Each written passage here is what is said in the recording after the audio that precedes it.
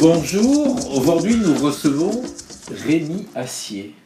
Bonjour, monsieur Cuche. Voilà, donc ex-adjoint au maire dédié au quartier du millénaire, donc lourdé du conseil municipal la semaine dernière. Alors, Rémi est très discret, moi je ne savais même pas qu'il existait, je ne savais même pas qu'il y avait un adjoint au quartier du millénaire. Quartier Port-Marianne, on va dire. Port-Marianne millénaire. Port-Marianne millénaire. Mon port, je ne l'aiderai. J'appellerai le quartier Marianne. Ah oui, c'est vrai que le port. Parce que le port, il n'existe pas. Il existe dans Dans les la. têtes virtuellement.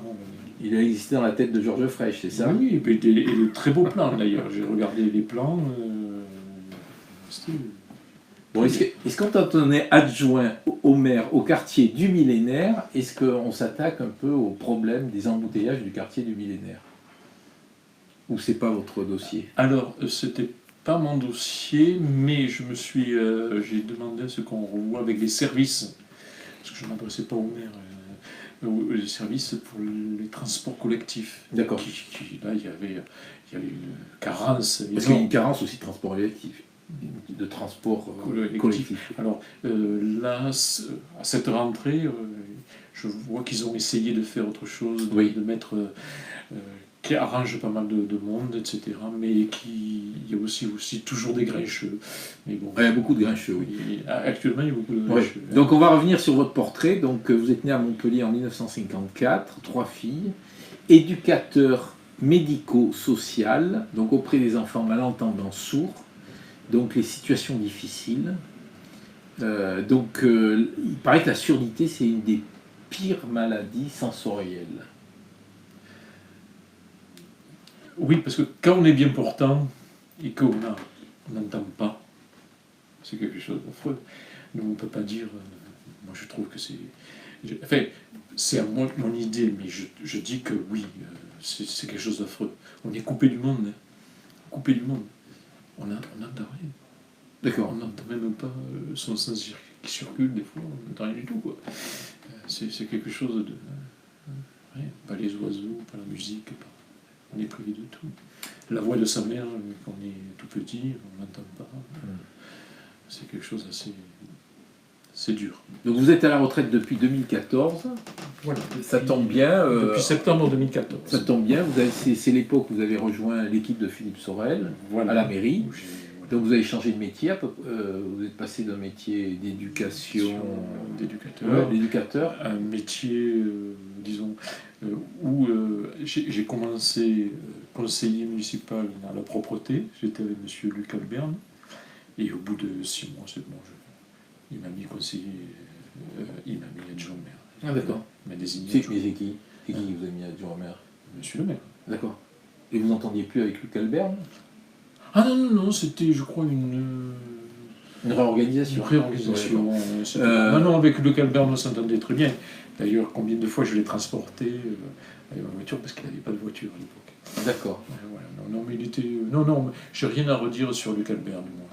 Sur certains, oui, qui ont pris la grosse tête et qui sont devenus même extrêmement méchants par rapport à d'autres. Hein, mais... Des noms. Des noms, je ne dirais pas. Il faudra les voir. Ils sont adjoints. Syndicaliste.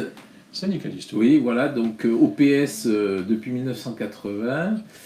Voilà, donc adhérent du groupe de l'association de la libre pensée. On appelle ça comme ça? Oui, Fédération nationale de la libre Fédération, oui. Donc, une passion, la musique baroque, l'opéra et le cyclisme. C'est exact. Alors, vous avez arbitré un match de foot de sourds. J'ai arbitré plusieurs, parce que le mercredi après-midi, c'était la journée où les enfants n'allaient pas rester à l'internat et on les occupait, et on faisait des matchs de foot avec des entendements, etc. Donc ça veut dire que quand vous arbitrez un match de foot de sourds, quand vous sifflez, ils ne s'arrêtent pas de courir? Ah, il y en a certains qui continuent, oui. D'accord. Parce que quand je faisais arbitre, les jeunes avaient 17 ans, 17, 18, 19. Donc il y avait des malentendants. Parce qu'un coup de sifflet dans l'aigu, des fois, on entend beaucoup mieux que. D'accord. Mais après, bon, ça, mais la durée du match, des fois, durait 55 minutes, quoi. D'accord. Voilà, parce qu'il fallait s'arrêter, reprendre, expliquer. Donc vous aimez le rugby, le MHR, Voilà. le jardinage, vous élevez des tortues. Voilà, qualité, organisée, disponible, simple. Défaut, la gourmandise. Voilà, donc je vais revenir sur le autre chose. Non, Un autre allez-y, défaut, la un autre gourmandise, défaut. c'est mon vrai défaut. Oui. D'accord. Ça, c'est un gâteau, je vous le mange. Bon, heureusement que vous êtes libre penseur, parce que si vous étiez catholique, la gourmandise, c'est péché. Mais c'est un bon péché, s'il fallait... Bon, Donc le 852, le numéro de la Glorieuse, donc on revient sur les squats et sur la prolifération des squats autour du Jardin des Plantes. Il y a 3 mois, on avait fait un article, une enquête sur lequel on parlait de 2 squats, dont un qui a fait beaucoup parler de lui dernièrement. Et il y en a un autre qui a ouvert. Donc voilà, ça inquiète un petit peu les gens du quartier. Des squats qui donnent directement sur le jardin. sur le jardin, Et donc des gens qui la nuit voilà, sont dans le jardin. Quoi. Dans tous ces squats, tous ces rassemblements, la nuit, qui font que il y a des dégradations, il y a des saletés qui s'y mettent, etc. Voilà, le squat du jardin de la Reine, enfin, ça prouve aussi que la société... avant, on n'avait pas tant de squats que ça sur Montpellier. On n'avait même pas, on va dire. Mais là, ça devient... alors, est-ce que le monde évolue? Est-ce que Montpellier s'agrandit, donc ça amène un peu plus de misère? Parce qu'il y a beaucoup de misère. Ce matin, j'ai accompagné mon petit-fils à la fac de droit, sous le pont du Corum, là. Ben, je vois, il y a là... Ah oui. Et là, c'est pas mal, je veux dire. Et je les plains, ces gars-là. Je les plains, parce que... non, je les plains. bon, un autre article sur la Métra, les conditions de travail, la Métra dans la tourmente. Controverse, souvent les politiques varient.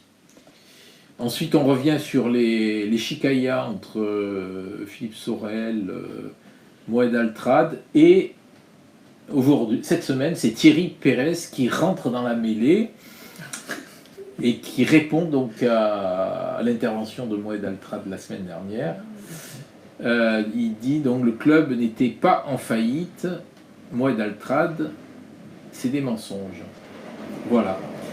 On revient aussi sur un épisode un petit peu chaud qui a eu lieu la semaine dernière et dont personne n'a parlé, c'est sur Arabesque qui a quitté le marché du Lez dans des conditions qu'on va vous raconter dans le prochain numéro. D'accord. Et enfin, sur la métropole, des enquêtes sont déclenchées suite aux tracts qui ont été distribués dans les villes qui n'ont pas voté aux dernières élections. Enfin, c'est des querelles de bébés. Des querelles de clochers. Oui, mais il y a une enquête quand même. Oui, donc, oui, mais on se croirait encore moyen. Bon, Rémi Assier, donc, est-ce que vous lisez régulièrement La Glorieuse? Je la lis. Régulièrement, je vous dis, je lis des fois, je prends les titres ou je prends les titres là-dessus, et je fais comme ça me plaît, je prends. Bon, alors, il faut prendre. Oui. Question d'actualité. Donc, vendredi, il y a eu le vernissage d'une expo d'art contemporain à la Panacée qui s'appelle Boom. Le jour, vous avez suivi, non? Non, je n'ai pas suivi. Samedi, manif de gilets jaunes, une voiture brûle qui fait boum aussi. Est-ce que vous y voyez un lien de cause à effet? Non, moi ce que je vois, c'est que j'ai lu la réponse de Monsieur le maire sur le journal, là. Je suis assez dubitatif. Je sais pas, il y a quelque chose qui... Bon, on ait mis le feu à la voiture, ok, mais qu'on ne tape pas sur la police nationale. Il y a un préfet tout à fait... Je ne comprends pas on a réussi à bloquer les Champs-Élysées à Paris et on ne réussit pas à garantir et à bloquer les gens pour pas qu'ils rentrent dans les cuissons. Qu'est-ce qu'elle faisait là, cette camionnette? Alors on peut se poser la question. Bon, ben, monsieur le maire là a dit que c'était par rapport à le Castellano, enfin tout un tas de trucs là. J'ai lu très en vitesse parce que c'était sur Facebook et que j'ai regardé un truc là. Et vraiment, j'étais très étonné. C'est vrai, elle était là pour surveiller, soi-disant. Mais enfin bon, quand il y a alors, c'est vrai que ces manifestations n'étaient pas autorisées, on ne savait pas le circuit, etc. C'est tout ça c'est difficile, c'est compliqué, quoi, je veux dire. Mais bon, quand il y a 400, quand ils sont 200 et qu'il y a 400, à peu près 420, peut-être policiers, peut-être qu'il y a quelque chose à revoir dans le management de ces manifestations. Ok. Enfin, je pense, c'est mon idée. Moi, je Donc vois pas pourquoi. revenons sur de la Fédération de la libre pensée et tout. Donc vous êtes libre penseur. En 2 mots, c'est quoi la libre pensée? C'est un peu rationaliste, mais être. Bon, alors, la libre pensée, c'est quelque chose que. On va dire, c'est toujours être contre quelque chose, à la limite. Me dites blanc, je vous dis noir. Non, mais pour moi, la libre pensée, c'est un état d'esprit. D'accord. Je sais pas. C'est bon, 2 mots j'avais dit. Donc sur la Saint-Roch, vous dites quoi? Alors, sur le Saint-Roch, je regrette que monsieur, mais depuis le début, monsieur le maire Rémi Sonnéchard, etc., il peut y aller. J'y suis jamais allé. On m'a jamais demandé. Si, une fois, madame Martas m'a demandé, j'ai fait non, je ne serai pas là. Mais non, la Saint-Roch, je trouve que. Il y a un autre problème avec la Saint-Roch, un problème politique. Il y a un problème de subvention qu'on a donné à l'association qui s'occupe des manifestations de la Saint-Roch. Et ça coûte très cher. On a donné combien? Je ne pourrais pas vous dire. Et Je sais que pourquoi depuis 5 ans vous dites rien et que maintenant vous montez au créneau? Je monte au créneau. Non, pour la Saint-Roch, je ne suis jamais monté au créneau. Mais ils savaient très bien mes idées. Donc je ne pensais pas que. Mais Saint-Roch, c'est. Mais c'est quand même la tradition montpelliéraine. C'est une tradition qu'on a. Mais ça fait venir du monde. Ça mange pas de pain, quoi. Ça mange du pain, quand même. Ah ouais. Ça mange des subventions, c'est ça? On peut dire ça. Voilà. Mais bon, je n'ai rien qui croit à Saint-Roch. Je ne crois pas trop, mais c'est un peu. L'histoire fait que Saint-Roch serait-il mort à Montpellier, serait-il mort en Italie? On s'en fout. Bon, alors là, 3000 mètres, on s'en fout vraiment. Mais ça fait une animation l'été. Ça fait une animation l'été, les gens sont contents, etc. Les cafés, quand il n'y a pas les gilets jaunes, travaillent. Vaut mieux ça que des gilets jaunes et des corridas. Alors, les gilets jaunes, il faut les mettre un petit peu à part, parce que les gilets jaunes, au départ, c'était très bien. Les gilets jaunes, c'était. D'ailleurs, monsieur le président de la République a bien répondu. Pas dans le sens qu'on souhaiterait, mais en fait, bon. Et les corridas, j'aime pas les corridas. Tuer une bête, ça. Non, stop. Et dans votre communiqué, vous dites que Philippe Sorel est communautariste. C'est du clientélisme. Ou clientéliste. Mais tous les maires ne le sont-ils pas? Alors, qu'est-ce que vous appelez on peut être avec une association, avec une autre, etc. Mais pas, comment dire, pas booster, pas voir comme si on avait une préférence.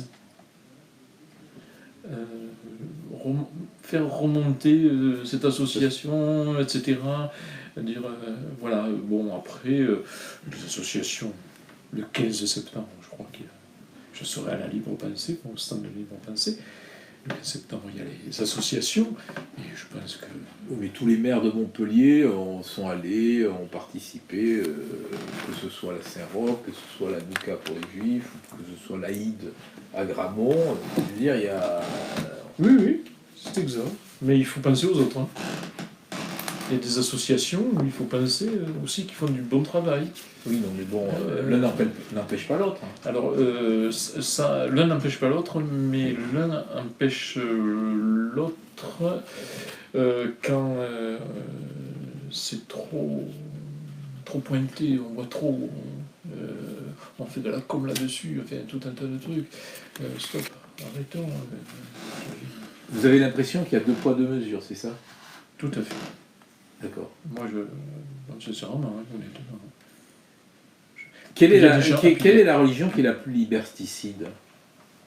Je vous dis la plus liberticide.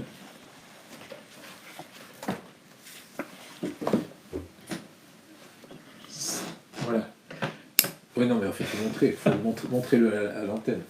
Voilà. C'est la religion. Mais toutes les religions sont liberticides. À un certain moment, elles ont toutes été liberticides. Et elles empêchent à l'être humain d'avoir une manière de penser, etc. Ça, c'est quelque chose. Bon, alors, je ne vais pas du jour au lendemain dire qu'elles elles sont acceptables. Le pape François va. Comment il s'appelle? Il est en voyage là. Enfin, il va visiter un peuple qui est le plus pauvre un des plus pauvres de la planète, et ça ne résoudra en rien les problèmes. Est-ce qu'on a le droit d'être christianophobe en France? Non. Enfin, il y a quand même des choses qu'il faut revoir, là, parce que islamophobe, c'est un mot qui a été. J'ai pas dit islamophobe, j'ai dit christianophobe. Ouais, même, vous pouvez, même tous les phobes, tous les mots phobes, j'aime pas trop. Mais il est vrai que quand on attaque certaines religions, de suite on devient soit contre cette religion, mais les gens qui croient cette religion, moi j'ai rien contre, qui croient. Moi je ne. Et Christian, non. Enfin, quand on sait. Parce que moi j'ai été élevé dans la religion. Pas la religion, oui, la religion catholique, puisque j'ai même fait comme je vous l'avais dit, j'ai fait des études sur les synopses des évangiles et tout un tas de trucs. Je regrette rien. Le savoir que j'ai maintenant et la disponibilité que j'ai, puis étant éducateur aussi, ça m'a aidé aussi. Je ne le relie pas. Je ne relie pas ça. Mais après, on s'aperçoit que, bon, il y a des choses on ne peut pas nous faire. Et la France est quand même, on peut dire que la France est de tradition chrétienne, ou c'est quelque chose qu'on n'a pas le droit de dire? Elle est de tradition, si on a le droit de le dire, elle est de tradition chrétienne. Maintenant, la tradition chrétienne ne veut pas dire d'exclure tout ce qui arrive. Le monde tourne. Il y a eu plein de migrations. D'Afrique, on est venu en Asie. De l'Asie, on est venu en Europe. On est parti en Scandinavie. Les Vikings ont pris l'Angleterre, tout ça. Donc, je veux dire, la migration, on ne pourra pas l'arrêter. C'est inéluctable. Oui. C'est quelque chose qui tourne. La Terre tourne, donc le monde tourne et les gens tournent avec. Et c'est vrai que nous arrivons avec une société, avec un monde là qui se pose des tas de questions, mais dont il y a des pays très pauvres, et des pays très riches.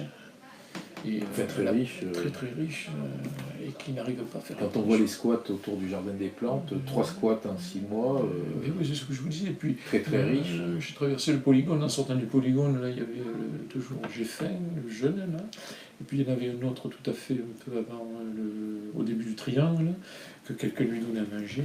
Et ça m'a fait quelque chose, parce qu'il lui donnait, vous savez, c'était une dame d'ailleurs, je pense que c'était une association, elle lui donnait, vous savez, des pommes à aspirer, là, qu'on donne au bébé.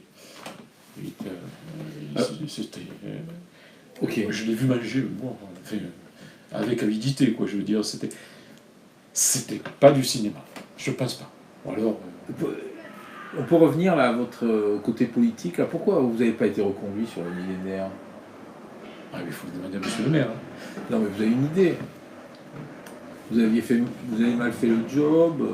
C'est-à-dire le job, j'aurais bien aimé des fois savoir connaître ce qu'on allait y faire. Moi, Cambacérès, regardez Cambacérès. Cambacérès, je l'ai appris et par la presse et en bureau municipal. C'était acquis. Il y a des choses qui étaient acquises que je n'étais même pas au courant. Moi, je travaillais avec les services de la voirie. Je ne m'adressais pas, on va dire, à Zès, puisqu'on a Jupiter à Paris, je peux dire qu'on a Zès à Montpellier, quoi. Mais bon, c'est pas méchant. Zès, c'est supérieur à Jupiter. Hein. C'était le même. Ah, c'était le même, excusez-moi. C'était le même, mais Jupiter... Je tricote, oui, c'est vrai. Zeus, c'était le grec, Jupiter, c'était le romain. Non, vous ne voulez pas que le maire de Montpellier soit supérieur au président de la République, quoi. Non. Donc, il fait tout pour rester sur Montpellier, mais à plein temps. Mais bon, voilà. Donc pas reconduit. Véronique Pérez a fait le contraire de vous. Elle a muté du PS vers la Sorelli. Elle avait sa maison, je n'ai pas dit. Je n'ai pas. Bon, enfin, je n'ai pas. Est-ce qu'on peut parler de respiration démocratique? Pour moi? Oui. Oui. Moi, je respire.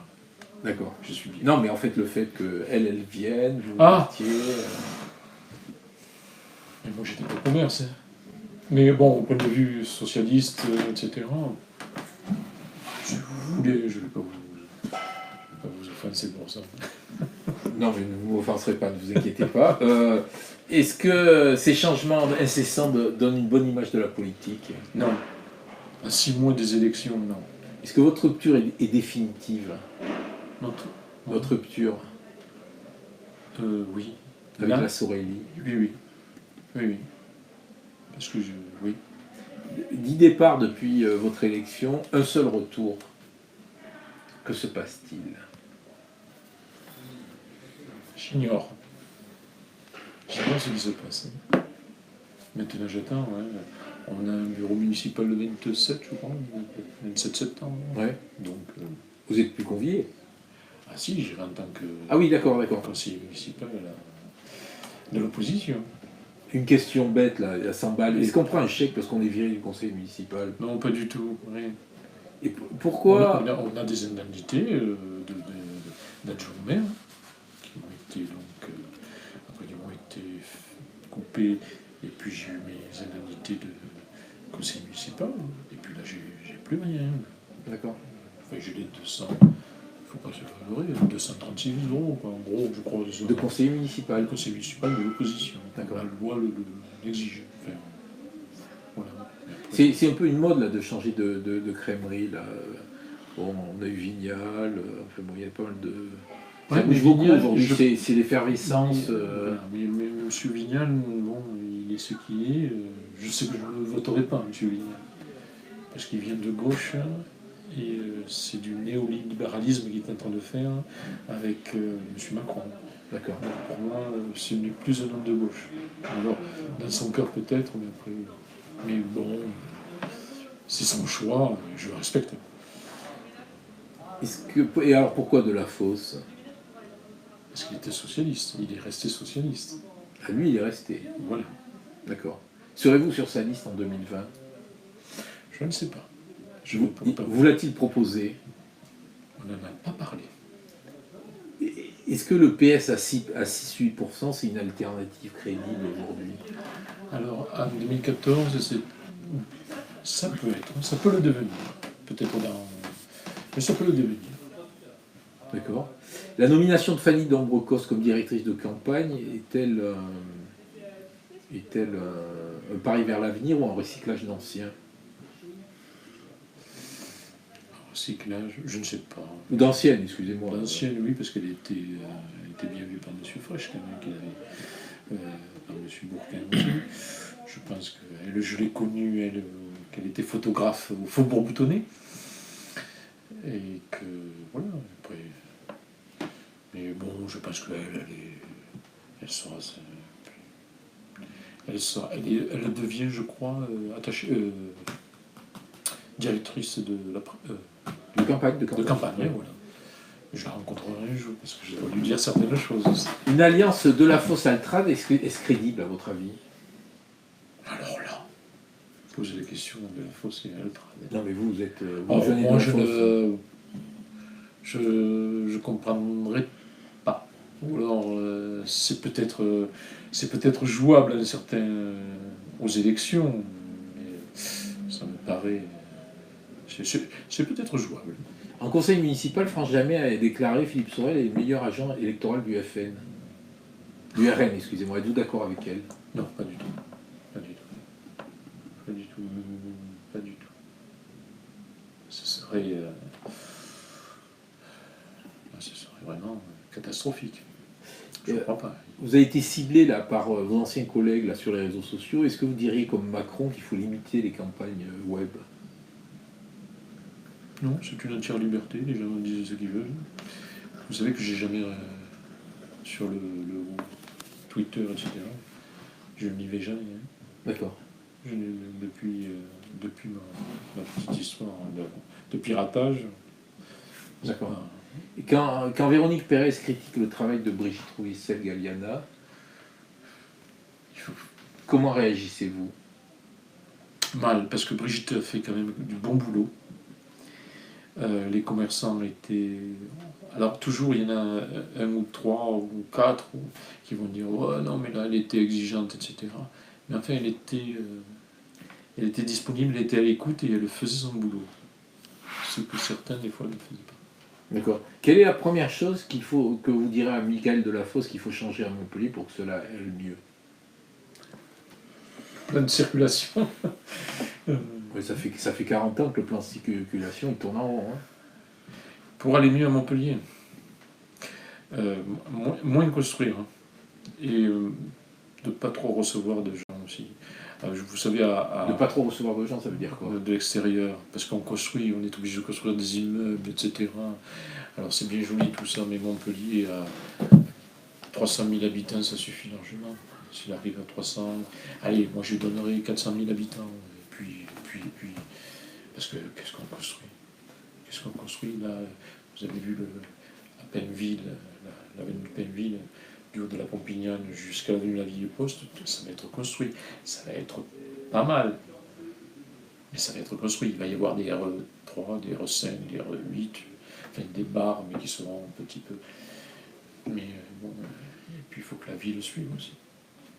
On termine par la question chapeau, si vous Allez, voulez. on termine. Merci. Oui, précédemment.